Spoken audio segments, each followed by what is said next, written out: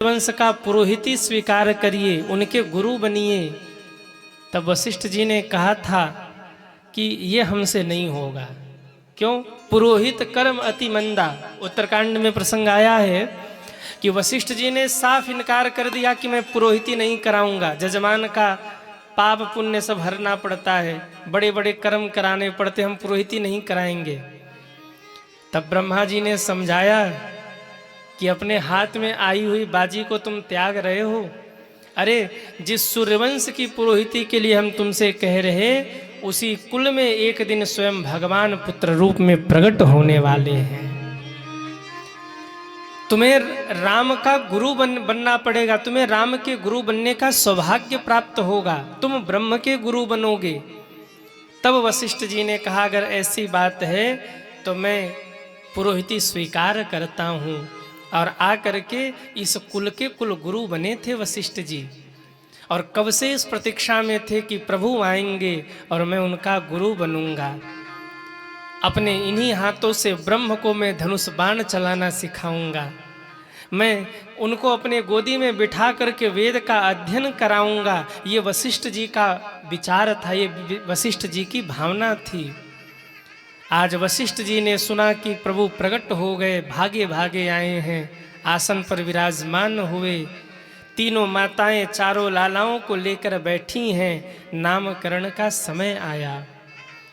गुरुदेव ने राम जी की ओर देखा, भावुक हो गए और भावुक होके बोले, दशरथ जी मैं इनका क्या नाम रखूं? इनके नाम अनेक अनूपा, इनके नाम अनेक होंगे, मैं इनका क्या नामकरण करूं? फिर भी आपने पूछा है तो सुनिए। जो आनंद सिंधु सुख राशि, से करते त्रैलोक सुपासी। जो आनंद सिंधु सुख राशि, से करते त्रैलोक सुपासी। सो सुख धाम राम यस नामा, अखिल लोकदायक विश्रामा। सो सुख धाम राम यश नामा, अखिल लोक दायक विश्रामा। श्री राम जय जय राम, श्री राम जय राम जय जय राम। श्री राम जय जय राम। श्री राम जय जय राम। श्री राम जय राम। जो आनंद के सिंधु होंगे, सुख के राशि होंगे, ऐसे कौशल्या कुमार का नाम होगा राम। बोलिए रामचंद्र भगवान की जय हो। फिर आगे बोले, जो कैकेयी माँ के पुत्र है ना, विश्व भरण पोषण कर जोई, ताकर नाम भरत अस होई। जो सारे विश्व का भरण पोषण करेंगे, ऐसे लला का नाम होगा भरत। बोलिए भरत जी महाराज की जय हो। सुमित्रा जी के बड़े लाला की ओर देखा और अचानक से छोटे लाला की ओर देखने लगे। बड़े लाला का नामकरण न करके छोटे लाला को देखकर बोले, जाके सुमिरन तेरी पुनासा, नाम शत्रुधन वेद प्रकाशा। जिसके स्मरण मात्र से ही शत्रुओं का हृदय कांप जाएगा, ऐसे सुमित्रा जी के छोटे कुमार का नाम होगा शत्रुघ्न। और फिर बोले, जो सुमित्रा जी के बड़े लाला हैं ना, अब मैं उनका नामकरण करता हूँ। अच्छा, अगर आप क्रम देखिए ना, तो राम जी के बाद भरत जी, भरत जी के बाद तब लक्ष्मण जी, और लक्ष्मण जी के बाद तब, अरे कहिए, शत्रुघ्न जी। उनका नामकरण तब होना चाहिए, पर गुरुदेव ने नामकरण कैसे किया? राम जी के बाद भरत जी, भरत जी के बाद शत्रुघ्न जी और अंत में लक्ष्मण जी का नामकरण कर रहे हैं। जबकि तीसरे नंबर पे लक्ष्मण जी हैं, पर नामकरण अंत में किया। क्यों? मानो वशिष्ठ जी कहना चाहते हैं ये जो सुमित्रा जी के बड़े लाला हैं ना, ये साधारण नहीं है, इनका नामकरण मैं अंत में कर रहा हूँ, और अंत में बची हुई संख्या को शेष संख्या कहते हैं। आप लोगों ने गणित तो पढ़ा ही होगा, जोड़ घटाना गुणा भाग करने के बाद अंत में जो बचे उसे क्या कहते हैं? शेष भाग। वाह, बड़े जोर से आप लोग बोल रहे शेष भाग। अंत में जो संख्या बचे उसे शेष कहते हैं। गुरुदेव लक्ष्मण जी का नामकरण अंत में कर रहे हैं, मानो इशारा कर रहे हैं महाराज ये जो बड़े लाला हैं सुमित्रा जी के, ये साधारण नहीं है, ये तो शेष नारायण के अवतार हैं जो आपके घर में प्रकट हुए हैं। इसलिए मैं इनका नामकरण शेष में कर रहा हूं, अंत में कर रहा हूं। लक्षण धाम राम प्रिय, ये लक्षण के धाम होंगे, राम के बड़े प्रिय होंगे, और सकल जगत आधार गुरु वशिष्ठ तेहि राख्यहूँ, लक्ष्मण नाम उदार। जो लक्षण के धाम होंगे, राम को प्रिय होंगे, अपने सिर पे संपूर्ण भार को ग्रहण करने वाले होंगे, ऐसे सुमित्रा जी के बड़े लाला का नाम होगा लखन लाल। बोलिए लखन लाल की जय हो। अच्छा, लक्ष्मण जी को लखन लाल क्यों कहते हैं? आपने सुना है ना, लखन लाल की जय हो। जय हो। लक्ष्मण पीला नहीं कहते, लक्ष्मण नीला नहीं कहते, लक्ष्मण हरा नहीं कहते, लखन लाल क्यों कहते हैं? क्योंकि कोई भी राम के विरोध में बोले तो लक्ष्मण जी तुरंत लाल हो जाते हैं। वो जनक जी ही क्यों ना हो, कहीं जनक जसन उचित बानी, उठा के फेंकूंगा ब्रह्मांड चुकनाचूर हो जाएगा अगर जनक जी ने इसके आगे बोला तो। आप देखो, जब धनुष तोड़ने की बारी आई, जनक जी बोल गए थे वीर विहीन मही में जानी। अरे रघुवीर बैठे और बोल रहे वीर विहीन में जानी, बोले कही जनक जसन उचित बानी, विद्यमान रकुल मनि जानी। क्षत्रिय बालक बैठा और कोई बोल दे वीर विहीन मही में जानी, तुरंत लाल हो गए। अच्छा, जनक जी को बोला सो बोला, दशरथ जी को भी नहीं छोड़ा लक्ष्मण जी ने। जिस समय वन गमन हुआ ना, तो सुमंत्र जी लौट रहे तो राम को मना रहे आप चलिए, तो राम जी ने कहा मैं तो नहीं जा सकता, पिता की आज्ञा है तो पालन करना है। सीता जी को कहा आप ही चलिए, तो सीता जी ने कहा कि भाई पति के बिना तो मैं रह ही नहीं सकती, पति की सेवा मेरा धर्म है। सोचा लक्ष्मण जी को ले चलूं। अब जब लक्ष्मण जी को सुमंत्र जी पूछने गए तो लक्ष्मण जी ने ऐसी बात कही कि गोस्वामी जी ने उसे छिपा दिया। अब क्या क्या बोले होंगे तो लक्ष्मण जी जाने और सुमंत्र जी जाने। बस राम जी को ये कहते सुना गया कि भाई पिताजी को मेरा संदेश कहना, सीता का संदेश कहना, पर लक्ष्मण की बात मत कहना। लेकिन सुमंत्र जी से रहा नहीं गया। सुमंत्र जी ने जब लौटकर दशरथ जी को संदेश सुनाया ना, तो केवल इतना संदेश कहा था कि कुछ कटु वचन लक्ष्मण ने आपके प्रति कहे हैं महाराज, वो मैं कह नहीं सकता क्योंकि राम जी ने शपथ दी है। अब जब दशरथ जी ने ये भाव सुना तो दशरथ जी रोने लगे। सुमंत्र जी ने कहा रोइए मत, बालक है, हो सकता है गलती से बोल गया होगा। सुमंत्र जी समझा रहे तो दशरथ जी ने कहा नहीं, ये आंसू रोने के जो ये देख रहे हो ना, ये दुख के आंसू नहीं है, ये तो प्रसन्नता के आंसू हैं। सुमंत्र जी ने कहा क्यों? दशरथ जी रो के बोले सुमंत्र, जो राम के विरोध में अपने पिता को नहीं सह रहा है, वो राम के विरोध में किसी और को क्या सहेगा। इसका मतलब जंगल में भी मेरा राम अब सुरक्षित है। लक्ष्मण ढाल बन के खड़ा है, मतलब मेरा राम सुरक्षित रहेगा, अब मुझे भरोसा हो गया। तो लक्ष्मण जी तो राम के विरोध में किसी को नहीं सह सकते, तुरंत लाल हो जाते हैं, इसलिए इनको कहते हैं लखन लाल की जय हो। आहा। चारों ललाओं का नामकरण हुआ है, धीरे धीरे चारों बच्चे बड़े हुए, यज्ञोपवीत संस्कार हुआ है। और गोस्वामी जी कहते हैं गुरु गृह पढ़ना गए रघुराई, गुरु गृह पढ़ना गए रघुराई, गुरु गृह पढ़ना गए रघुराई, गुरु गृह पढ़ना गए रघुराई,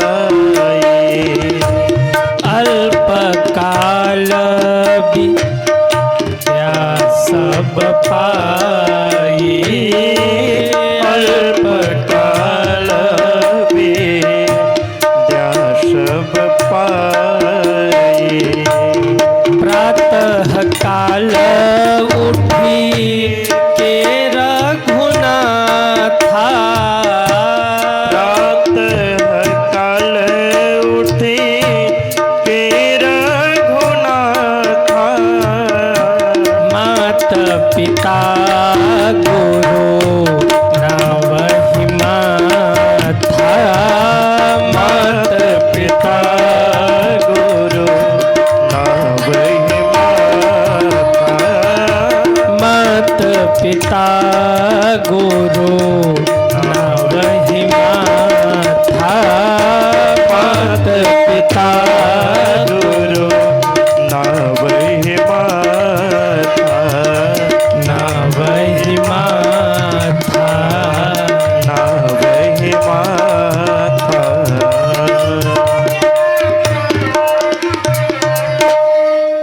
मेरे राम जी गुरु के घर पढ़ने के लिए गए और थोड़े ही समय में मेरे राम जी ने सारी विद्याओं का अध्ययन कर लिया, पढ़ लिख करके परम विद्वान बन गए मेरे राम जी।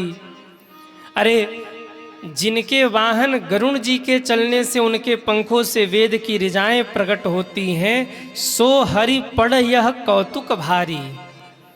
भगवान पढ़ने के ये कितना बड़ा कौतुक है, पर आप संदेह मत करना, ब्रह्म है पर अभी बाल लीला कर रहे हैं, इसलिए गुरु गृह पढ़न गए रघुराई।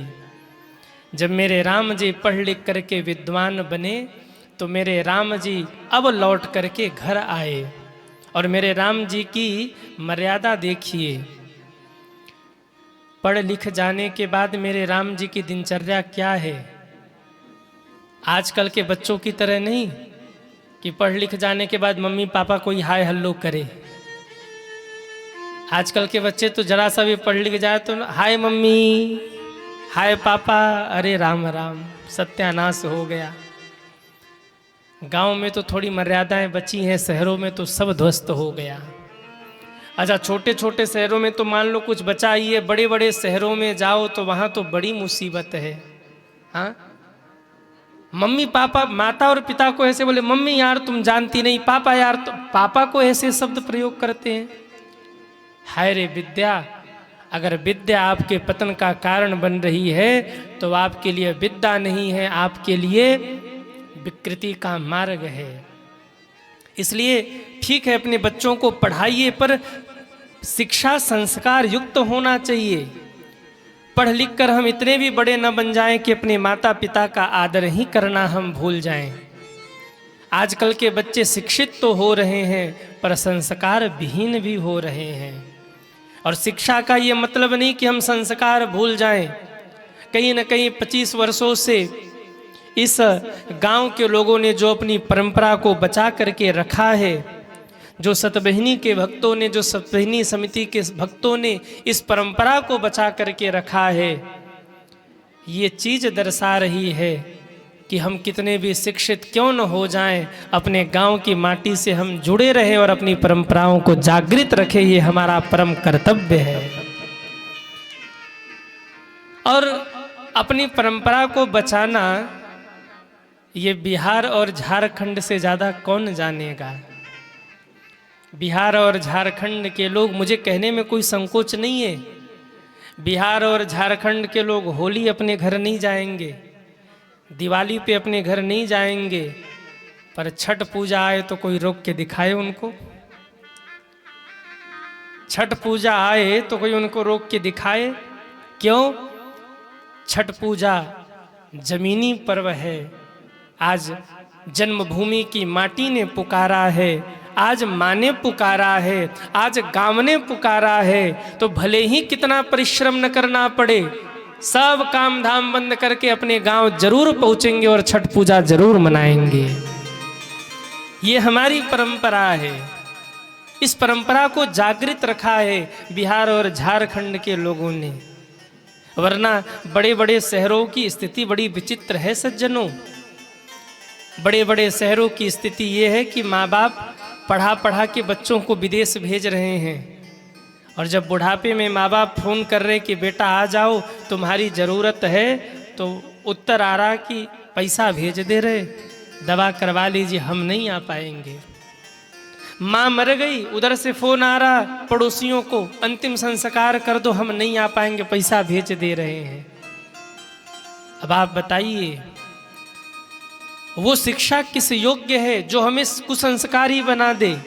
शिक्षित होना जरूरी है, पढ़िए लिखिए, खूब अपने बच्चों को ऊंचाई तक पहुंचाइए, परंतु साथ में उनको अपने संस्कारों से जोड़ करके रखिए। अगर वो संस्कार विहीन हो गए तो वो शिक्षा किसी योग्य नहीं है सज्जनों। वृक्ष में जब फल लगे ना तो वृक्ष झुक जाते हैं। ऐसे ही जब हम पढ़ लिख कर विद्वान बने तो हमें विनम्र हो जाना चाहिए, हमें संस्कार युक्त हो जाना चाहिए। और संस्कार क्या है? प्रातः काल उठ के रघुनाथा, मात पिता गुरु नावहि माथा। सुबह उठ करके राम जी माता पिता और गुरु के चरणों में प्रणाम कर रहे हैं। आजकल मॉडर्न जमाना है, आप सुन के आश्चर्य करोगे। एक बच्चे ने कहा गुरुजी हम माता पिता को रोज प्रणाम करते हैं। कैसे?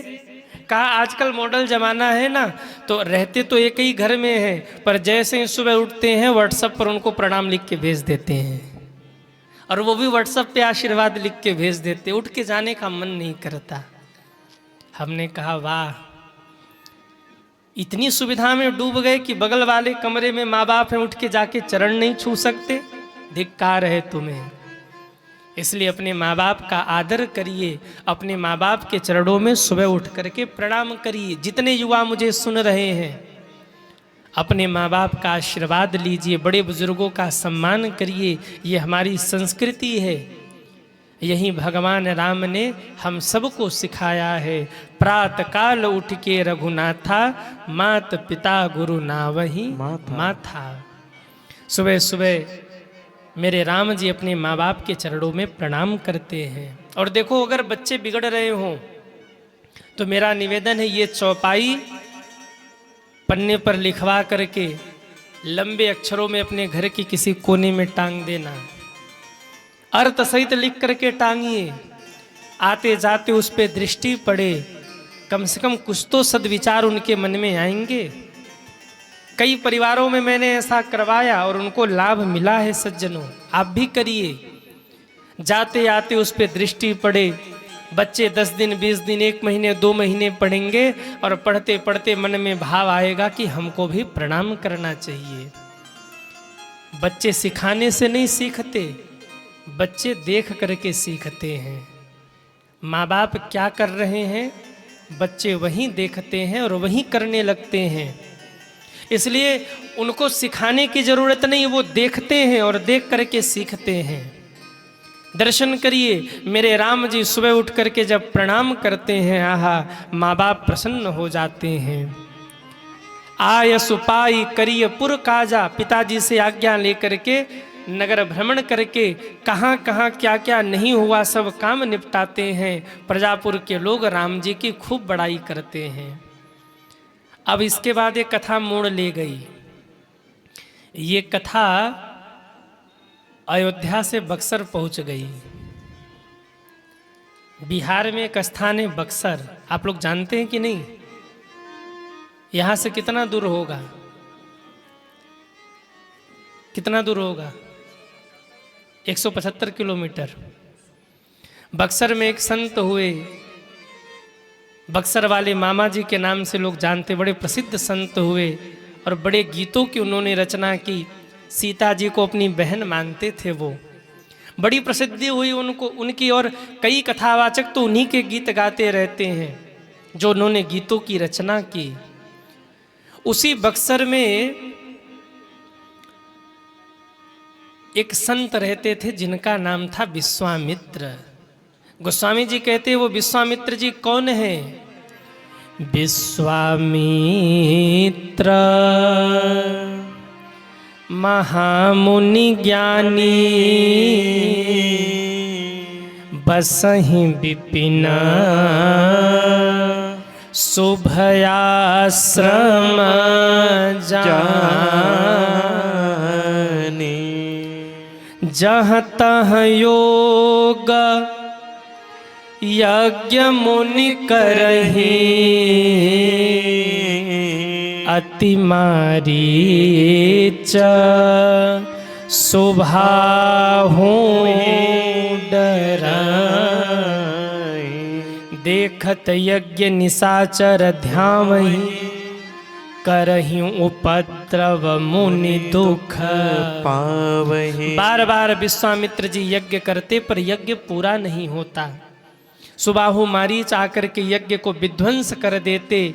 बार बार जब यज्ञ करने पर भी यज्ञ पूरा नहीं हुआ तो एक दिन विश्वामित्र जी को चिंता हो गई। किस बात की चिंता? तो कहा गाधि तनय मम चिंता व्यापी, गाधि तनय मन चिंता व्यापी, हरि बिनु मरहि न निशिचर पापी। बिना भगवान के निशाचर मरने वाले नहीं हैं, तो भगवान है कहाँ? ध्यान लगाया तो दशरथ जी के आंगन में राम जी प्रकट हो चुके हैं। मन में आया मैं संत हूँ, संत को मांगना नहीं चाहिए, पर जब राम कार्य हो, राष्ट्र का कार्य हो, जब जगत के मंगल का कार्य हो, कोई ऐसा कार्य हो जिससे जगत का कल्याण हो रहा हो, तो ऐसे में एक संत को भी भिक्षा मांग लेना चाहिए, दोष नहीं लगता है। जगत के कल्याण के लिए मैं राम को मांगूं, कमंडल लेकर के चल पड़े हैं। रास्ता बड़ा लंबा है, कहाँ अयोध्या और कहाँ बक्सर, पैदल ही जाना था। सो बाबा जी ने भजन गाना शुरू कर दिया। जाना है राम की नगरिया हो रामा, सबेरे सबेरे जाना है राम की नगरिया हो रामा, सवेरे सवेरे जाना है राम की नगरिया हो रामा, सबेरे सबेरे जाना है राम की नगरिया हो रामा, सवेरे सवेरे। जरा उठाइए दोनों हाथों को और तालियां बजाते हुए हरि बोल। जय हो।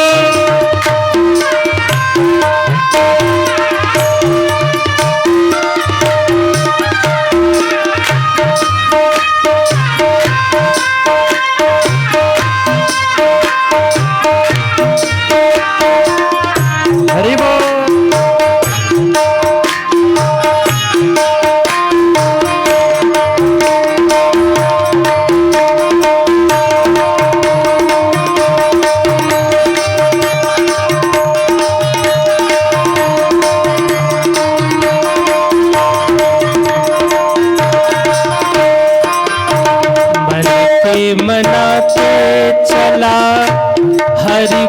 गुण गाते चला, मन के मनाते चला, हरि गुण गाते चला, मन के मनाते चला, हरि गुण गाते चला, मन के मनाते चला, हरि गुण गाते चला। तब दिखी है राम की नगरिया हो रामा, सवेरे सवेरे।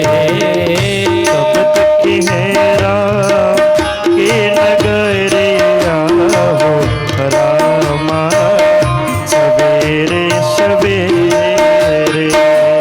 जाना है राम की नगरिया हो रामा, सवेरे सवेरे।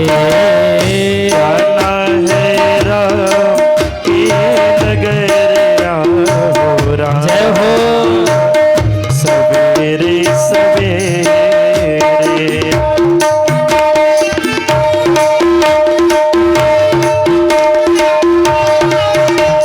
जय जय।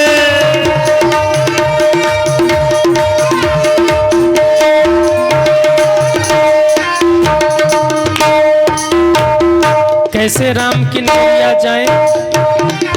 मोह अभिमान छोड़ा, संसार काम छोड़ा, मोह अभिमान छोड़ा, संसार काम छोड़ा, मोह अभिमान छोड़ा, संसार काम छोड़ा, अभिमान छोड़ा, संसार काम छोड़ा। अब दुखी है बदली है, बदली है राम जी खबरिया रामा, सवेरे सवेरे। तबले है राम जी खबरिया हो रामा, सवेरे सवेरे। जाना है राम की नगरिया हो रामा, हरि सवेरे बोल। सवेरे। जाना है राम की नगरिया हो रामा, सवेरे सवेरे। सवेरे सवेरे। सवेरे सवेरे। सवेरे सवेरे। सवेरे सवेरे।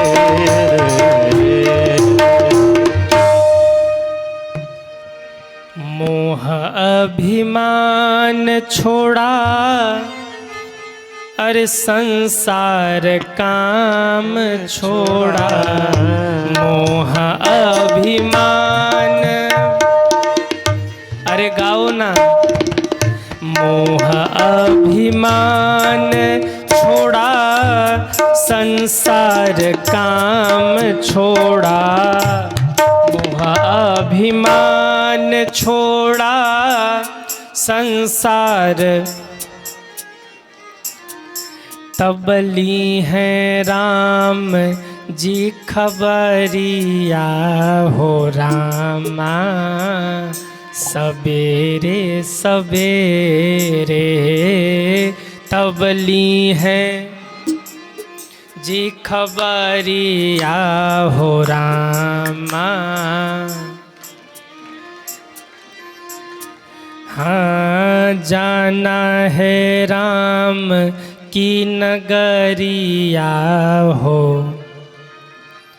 सवेरे। रास्ता जरा लंबा हो और लंबे यात्रा पे जाना हो ना तो भजन शुरू कर दिया करिए। हाँ, मन नहीं लग रहा हो तो भजन शुरू कर दिया करिए, रास्ता भी निकल जाएगा और भजन भी हो जाएगा। विश्वामित्र जी लगे गाने, मन के मनाते चला, अरे राम गुण गाते चला, मन के मनाते। वाह, भाई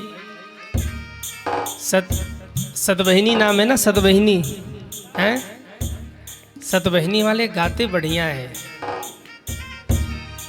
जरा गाइए तो।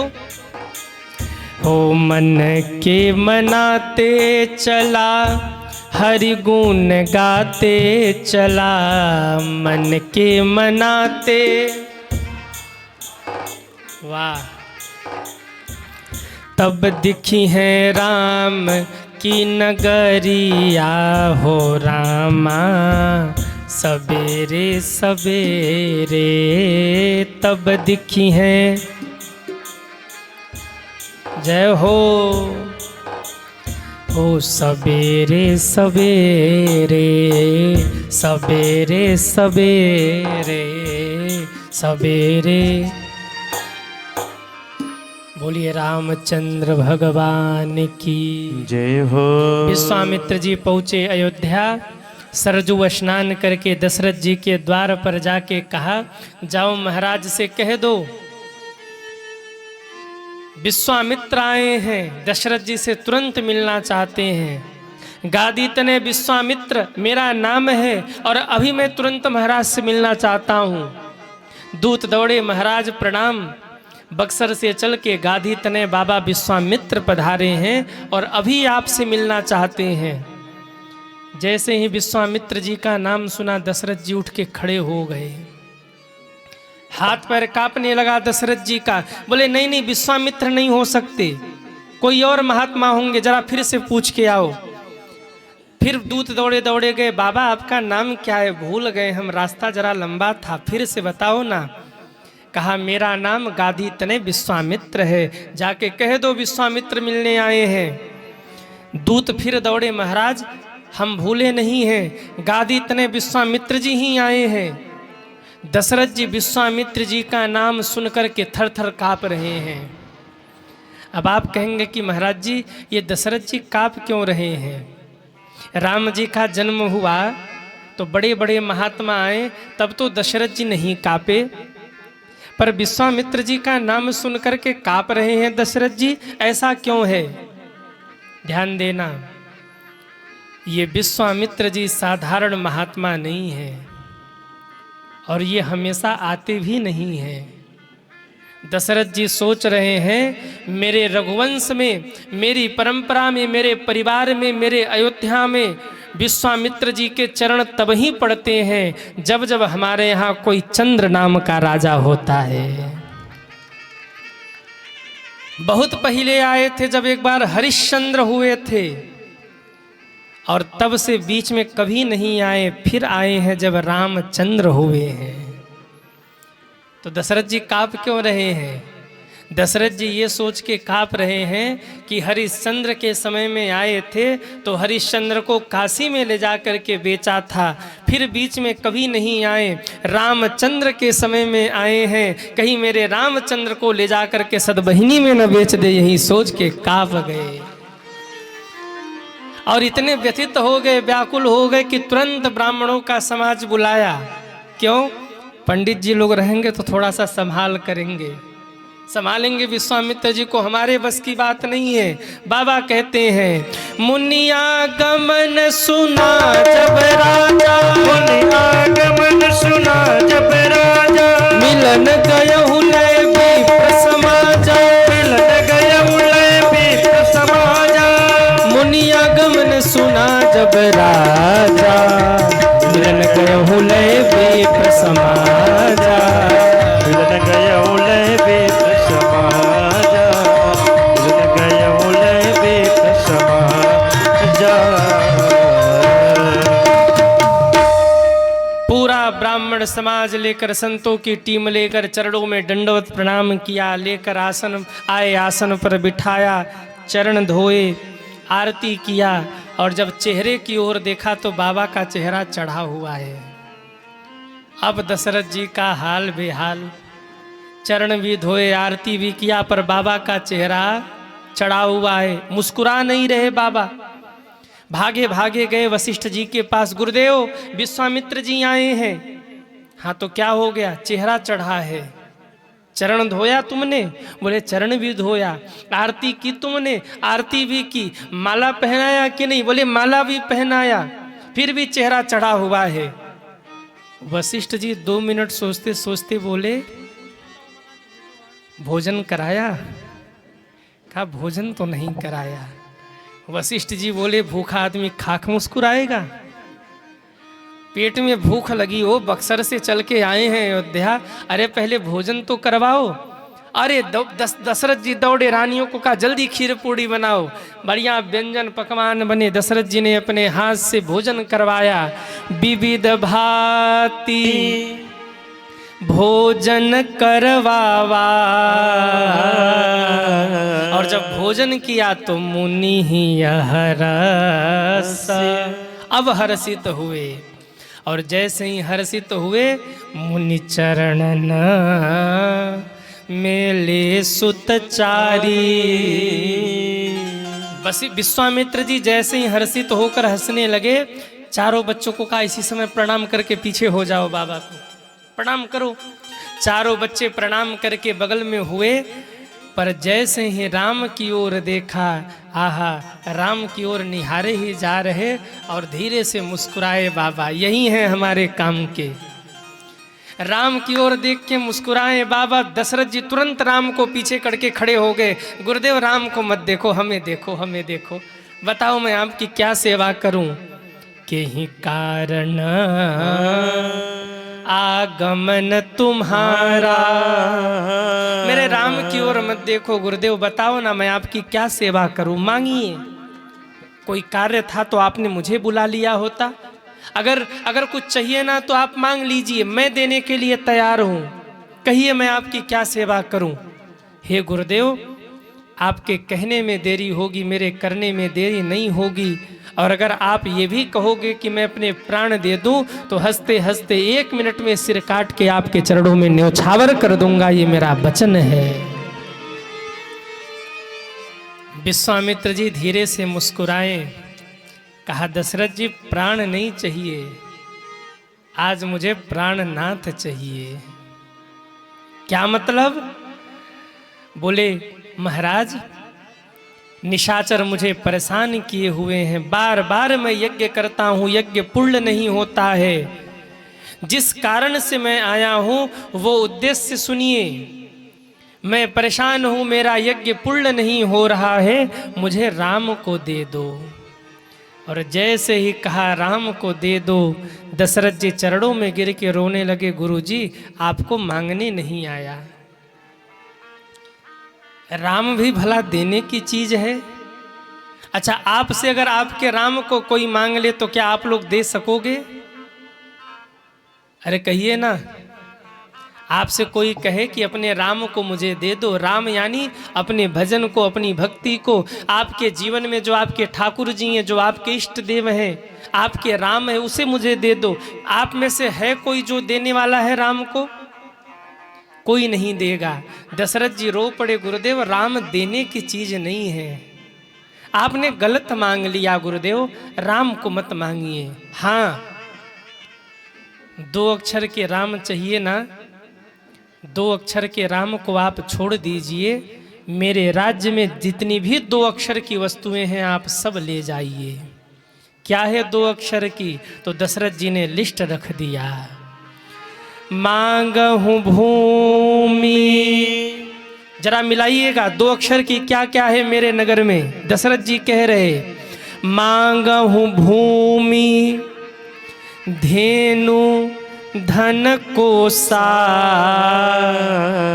सरवस देहूं आज सहरो। भूमि 2 अक्षर, जितनी भूमि चाहिए ले जाइए गुरुदेव। धेनु 2 अक्षर, जितनी गाय चाहिए आप ले जाइए, मैं गौ दान करता हूँ। धन 2 अक्षर, धन जितना धन चाहिए ले जाइए। कोस 2 अक्षर, जितना कोस चाहिए ले जाइए, पर 2 अक्षर के मेरे राम को मेरे पास रहने दीजिए। राम को नहीं देते बनता। बोले बस राम की इतनी ही कीमत है, भूमि, धेनु, धन और कोस? कहा नहीं गुरुदेव, देह प्राण ते प्रिय कछु नाही। ये मेरा शरीर है ना, ये मुझे बड़ा प्रिय है, मेरे प्राण मुझे प्रिय है। अगर आप कहो तो हंसते हंसते प्राण न्योछावर कर दूं, पर राम को मत ले जाओ। राम देत नहीं बनत गोसाई। और इतना कहते कहते दशरथ जी चरणों में गिर पड़े और कहने लगे, राघव को मैं न दूंगा,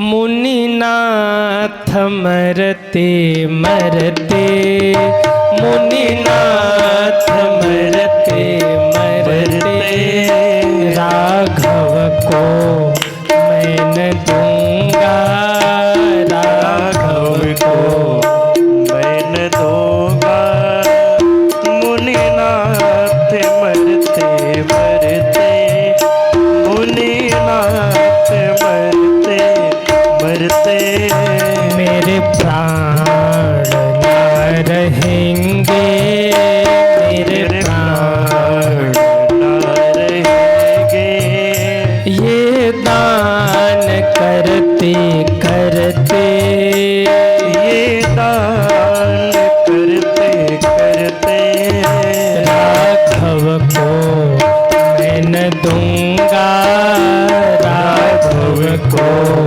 मैं न दूंगा।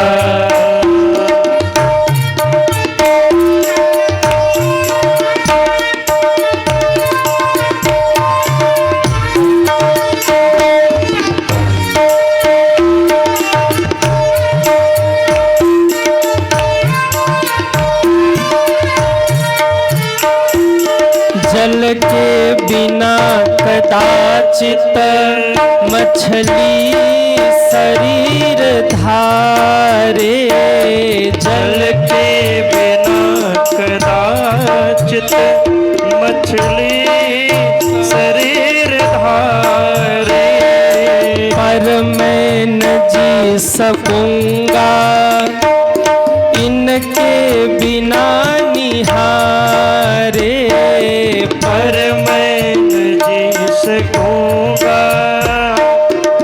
इनके बिना निहारे, कौशिक सिहर रहे हैं, कौशिक हर रहे हैं, ये दान करते करते, ये दान करते करते, राघव को मैं न दूंगा, राघव को मैं न दूंगा, मुनिनाथ मरते मरते, मुनिनाथ मरते मरते, राघव को मैं न दूंगा, राघव को मैं न दूंगा। जरा उठाइए दोनों हाथों को और ताली सेवा करते हुए हरि बोल। जय हो।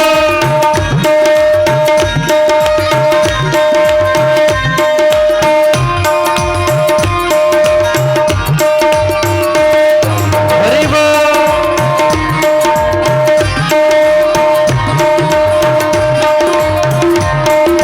जय जय।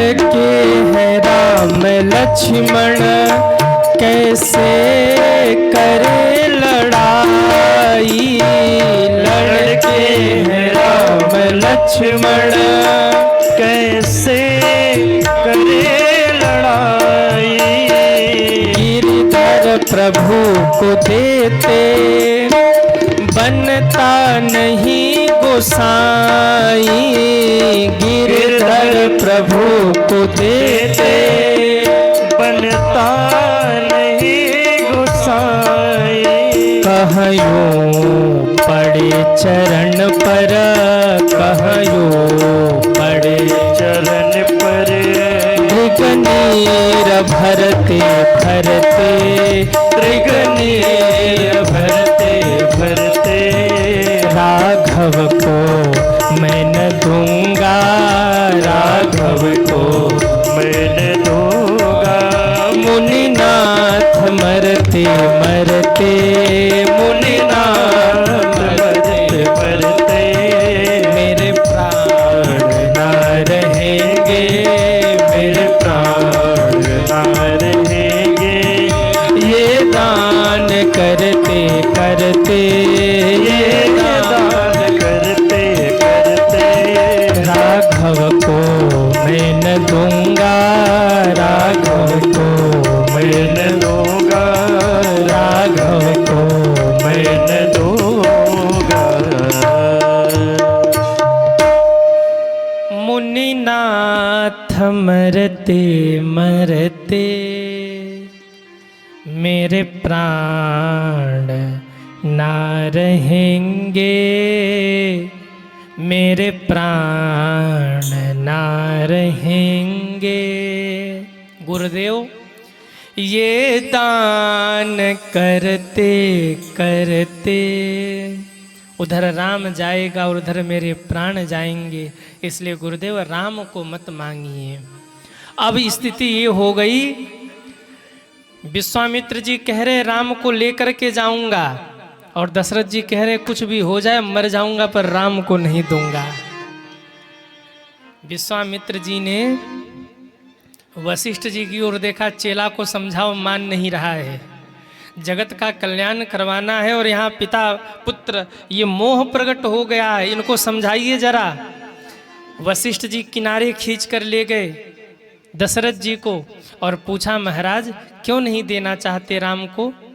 दशरथ जी ने कहा राम अभी छोटा है, बड़ा हो जाए, बहू घर में आ जाए, फिर राम को जहाँ जाना हो जाए, मैं नहीं रोकूंगा। वशिष्ठ जी ने कहा बहू चाहिए? कहा महाराज बहू तो चाहिए। कौन लाएगा बहू? बोले आप गुरुदेव हैं, आप लाओगे खोज कर। वशिष्ठ जी हंसे, बोले किस चक्कर में पड़े हो महाराज, अरे राम जैसे पुत्र के लिए बहू न तो तुम ढूंढ के ला पाओगे, न तो मैं ढूंढ के ला पाऊंगा। राम जैसे पुत्र के लिए तो बहू केवल और केवल विश्वामित्र ढूंढ के ला सकते हैं, दे दो राम को। तब वशिष्ठ बहु विधि समुझावा। गोस्वामी जी कहते तब वशिष्ठ बहु विधि समुझावा। बहु का मतलब बहुत नहीं, बहु विधि का मतलब बहू आने की विधि समुझावा। बेटा जाएगा बहू आएगी, दे दो राम को। दशरथ जी प्रसन्न हो गए, बोले अच्छा राम जाएगा और बहू आएगी? बोले हाँ। तुरंत कहा राम लक्ष्मण को विदा करने की तैयारी हो, बाबा राम लक्ष्मण को लेके जाएंगे। रानियों के कानों तक सूचना पहुंची, रानियां आनंद में डूब गईं। महाराज को बुलाया, महाराज क्या कह रहे थे बाबा? महाराज बोले कह रहे थे राम जाएगा बहू आएगी। तो रानियां बोली तो दो को क्यों भेज रहे हो, चारों को भेज दो, एक ही बार में चार चार बहुएं आ जाएंगी। वशिष्ठ जी पर्दे के पीछे दूर करे थे, बोले अभी दो को भेजो, दो को बाद में बुला लिया जाएगा, इतनी जल्दी नहीं है। महारानियां प्रसन्न है, राम लक्ष्मण को सजाया, श्रृंगार करके धनुष बाण सजाया है, आहा कंधे पर पटका दिया है, तिलक लगाया है और कहा राम जाओ बाबा की सेवा में। माताएं प्रसन्न हैं। अभी तक जो माताएं दुखी थी कि राम चला जाएगा, वो माताएं अब प्रसन्न हो गईं। क्यों प्रसन्न है माताएं? अरे कहो ना, बहू आएगी। और माताओं को होता है ना कब बेटा बड़ा हो जाए और बहू घर में आ जाए, हम सास बन जाएं। और जब माताएं नई नई सास बनती हैं ना, तो उनके सामने प्रधानमंत्री फेल। घर के छत पर साड़ी का पल्लू कमर में ऐसे बांध कर अकड़ के घूमेगी, अड़ोसन पड़ोसन से बात बंद, कोई देखे तो लगे राष्ट्रपति महोदया आ गई, इतनी अकड़ होती है। 6 महीने तक तो पड़ोस वाली बहन से सखी से बात ही बंद होती है। बोले हमारी बहू भाई है, वो भी सोचे चिंता मत कर, रुक जा, 6 महीने रोती हुई मेरे ही पास आएगी। तो नई नई बहू आवे तो माताओं को कितना आनंद होता है। अच्छा, यहाँ कितनी माताएं हैं जो सास बन चुकी हैं, वो हाथ उठाएं। जय हो। कई कई माताएं कह रही काहे की सास, यहां नाक में दम हो गया और आप कह रहे सास। अच्छा भाइयों और माताओं, आपको पता है सास किसे कहते हैं? हाँ, जो सास न लेने दे। अरे राम राम। एक मैया कह रहे जो सास न लेने दे। लेकिन माताओं जमाना बदल चुका है। हाँ, अच्छा सास कहते किसे? सै आस, जिनको बड़ी आस हो ना वो है सास। आस किस बात की? बहू आएगी चरण दबाएगी। अच्छा, चरण दुखे न दुखे, बहू से चरण दबाने का माताओं का आनंद ही कुछ और होता है। हाँ, शाम के समय आवाज लगा रही, ओ बहू चरण दबा दे, दुख रहे। बहू सोचे गला न दबा दूं। सास कौन? सै आस, जिनको बड़ी आस हो। बहू आएगी चरण दबाएगी, बहू आएगी चरण दबाएगी। पर सावधान गढ़वा की माताओं, कलयुग की बहू गला न दबाए तो दिवाली मनाना, वो चरण दबाए। माताएं प्रसन्न हैं, बेटा जाएगा बहू आएगी, राम जी चले हैं। आहा, बीच में एक वन पड़ा है जहाँ ताड़का राक्षसी रहती थी। राम, विश्वामित्र जी कहते राम जरा संभल के चलना, यहीं ताड़का रहती है। इतने में ताड़का आई, भगवान ने एक बाण मारा। बाबा कहते एक कहीं बाण प्राण हर लिन्हा, एक कहीं बाण प्राण हर लिन्हा। दीन जानते निज पद दिन्हा, दीन जानते निज पद दिन्हा। दीन जानते निज पद दिन्हा, दीन जानते निज पद दिन्हा। भगवान ने जो मारा बाण, ताड़का धम्म से धरती पर गिरी और प्राण निकल गए। बोलिए रामचंद्र भगवान की जय हो। आश्रम पर पहुँचे, रात्रि विश्राम। सुबह गुरुदेव से कहा गुरुदेव आप यज्ञ आरंभ करिए, हम आपके यज्ञ की रक्षा करेंगे। सुबाहु मारीच दौड़े, भगवान ने एक बाण मारा, मारीच 400 कोस दूर जाकर के मॉरिशस में गिरा। भारत से भगवान ने मारा था मॉरिशस। मॉरिशस एक देश है, घर पे गूगल आप कर लेना, मिल जाएगा आपको। वहाँ जाकर मारीच गिरा, जहाँ गिरा वहीं का नाम आज मॉरिशस है। और फिर सुबाहु का वध किया। सुबाहु है दोष, जीवन में दोष को समाप्त कर दीजिए। और मारीच है दुख, दुख को थोड़ा दूर भेज दीजिए। थोड़ा थोड़ा दुख टच में रहेगा तो भगवान की याद आती रहेगी। भगवान ने दुख को दूर भेजा, यज्ञ पूरा हुआ। दूसरे दिन एक दूत ने आकर कहा हम जनकपुर से आए हैं, महाराज ने आपको बुलाया है गुरुदेव, धनुष यज्ञ है। ये बात सुनते ही विश्वामित्र जी के पीछे पीछे राम लक्ष्मण चल पड़े। धनुष यज्ञ सुनी रघुकुल नाथा, हरसि चले मुनिवर के साथा। जाते जाते बीच में एक आश्रम पड़ा है। आश्रम एक दीख मगमाही, खग मृग जीव जंतु तहाँ नाहि। मेरे राम जी रुक गए। विश्वामित्र जी ने कहा राम आगे तो चलो। बोले गुरुदेव ऐसा लग रहा है आश्रम से मुझे कोई पुकार रहा है, ऐसा लग रहा है कोई मुझे कह रहा हो रघुनंदन राम मुझ पर कृपा करो, मेरा कल्याण करो। दुनिया वालों ने बहुत ठोकर मारा है, चरण धूलि देकर मेरा उद्धार करो। गुरुदेव ये किसका आश्रम है और ये बगल में जो शिला पड़ी है, गुरुदेव ये शिला किसकी है? ये शिला कैसी है बताओ ना, ये पत्थर बीच में यहाँ क्यों पड़ा है? गुरुदेव कहते राम आज के पहले आने जाने वाले बहुत लोग आए गए, पर इस पत्थर की ओर, इस शिला की ओर किसी ने ध्यान नहीं दिया और आप इस शिला की ओर देख रहे। राम ने कहा गुरुदेव ये तो मेरी मजबूरी है। बोले शिला की ओर देखना आपकी मजबूरी कहाँ? हाँ आपने अभी तो कहा कि शिला की ओर कोई नहीं देखता, इस पत्थर को लोग ठोकर मारते हैं। इसकी ओर कोई नहीं देखता। तो गुरुदेव, जिसकी ओर कोई नहीं देखता उसी की ओर तो दीनानाथ रघुनाथ देखा करते हैं। मुझे बताइए ना, ये पत्थर कैसा है? कहते उस समय तो विश्वामित्र जैसे महापुरुष भी रो पड़े थे, राम ये पत्थर नहीं है। गौतम नारी श्राप बस उपल देह धरि धीर, चरण कमल रज चाहती, कृपा करहूं रघु। ये ऋषि पत्नी गौतमी है। इंद्र ने छला, पति ने श्रापित किया, ठोकर खा खा के जड़वत हो गई है। रघुनंदन राम, अपने चरणों का रज देकर इसका कल्याण करो। भगवान ने चरण उठाया, हवा का झोंका आया है। महाराज भगवान के चरणों के धूल उड़े हैं, जाकर पत्थर से स्पर्श हुए हैं और उसी पत्थर से ऋषि पत्नी अहिल्या प्रकट हो गई। पर सतपद पावन शोक न सावन, प्रगट भई तप पुंज सही। हाथ जोड़ करके खड़ी हुई और कहा, मुनि श्राप जो दिन्हा अति भल किन्हा।